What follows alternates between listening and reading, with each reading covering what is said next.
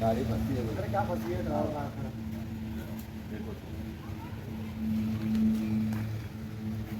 ये हालत आपकी किस वजह से हुई है? क्या प्रॉब्लम हुई है गाड़ी के साथ में, क्या हुआ? देखिए, मैं एक चीज़ बताना चाहता हूँ कि हम जो है, मैं नागपुर शहर अध्यक्ष माइनॉरिटीज़ डेमोक्रेटिक पार्टी फ़हीम रज़ा खान, आज हम आने वाले विधानसभा चुनाव को लेकर मालेगांव शहर के अंदर में मीटिंग के लिए पहुँचे थे। मीटिंग के लिए एक ऐसे एरिया में पहुँचे जहाँ पर करीब करीब कितने हज़ार की आबादी होगी? कम से कम यहाँ पे 25 से 30 हज़ार लोगों की 25 से आबादी है। 30 हज़ार की आबादी मालेगांव शहर के राजनेताओं ने एक समझ के चलिए डिटेंशन सेंटर में डाला हुआ है, जहाँ पे एक ऐसा कूड़े कचरे के जैसी उस आबादी को रखा है। उस आबादी से हम मिलने, उनके हालात जानने के लिए यहाँ पहुँचे थे, लेकिन हमारे साथ एक हादसा पेश आया कि हमारी गाड़ी की हालत आप देख सकते हो, ये इसी मेन रास्ते के ऊपर फंस गई। और यहाँ के लोकल लोगों से ये जानकारी मिली है कि ये रोड को सैंक्शन हुए 2 साल हो गए, लेकिन 2 सालों के अंदर में इसकी हालत ये है कि अगर मालेगांव शहर के अंदर में कोई मेहमान आए तो उनके हाल जो है इस तरीके से होते हैं और उनकी गाड़ियों के हाल ये होते हैं। तो यहाँ पे कितना करप्शन चल रहा है, यहाँ पे किस तरीके की राजनीति चल रही है, ये समझ में नहीं आता। आज ये जो 20 हज़ार की पब्लिक है, मुझे ऐसा लगा कि ये खुली जेल है। जो हमने इमेजिन किया था NRC CAA के बाद में डिटेंशन सेंटर आएगा, तो ये अक्सरियत से काटी हुई एक 20-30 हज़ार की आबादी इस एरिया को दे दी गई है। और इस एरिया को ना स्वास्थ्य की सुविधा है, ना रोड की सुविधा है, ना पानी की सुविधा है, ना बिजली की सुविधा है। हर सुविधा से वंचित रखा गया है, जैसे इन्होंने बहुत बड़ा पाप किया हो, बहुत बड़ा जुल्म हो रहा है इन लोगों के ऊपर।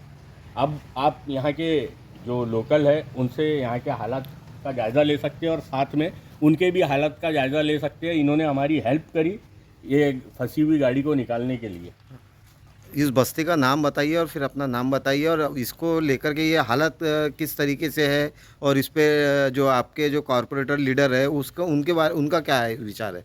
हम लोग देखो 10 साल से यहाँ पर रह रहे हैं और यहाँ की जो तकलीफ़ें हैं, रोड हम लोगों को आने के लिए भी जो है ना, पहले घर पे चले जाते हैं तो बाहर निकलने के लिए सोचना पड़ता है हम लोगों को, गांव में जाने के लिए। यहाँ पे कुछ चीज़ का साधन नहीं है, किसी चीज़ का, कोई चीज़ का, और यहाँ पे हर चीज़ की हम लोगों को तकलीफ़ है।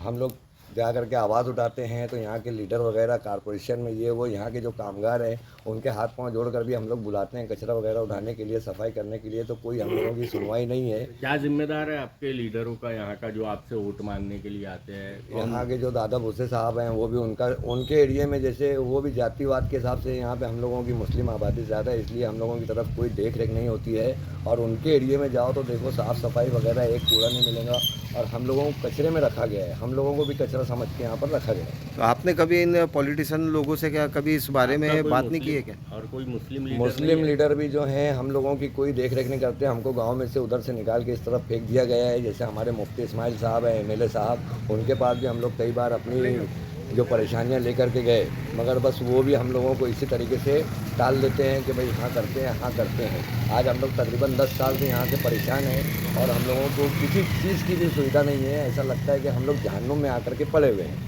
आपका नाम बता दीजिए। मेरा नाम अनवर हुसैन इकबाल हुसैन। बस्ती का नाम क्या है? बस्ती का नाम 11,000 कॉलोनी है। बस हम लोगों को इधर टीचरों में से हो करके अपने घर पे जाना पड़ता है बीवी बच्चों से। अभी आपकी डिमांड क्या है?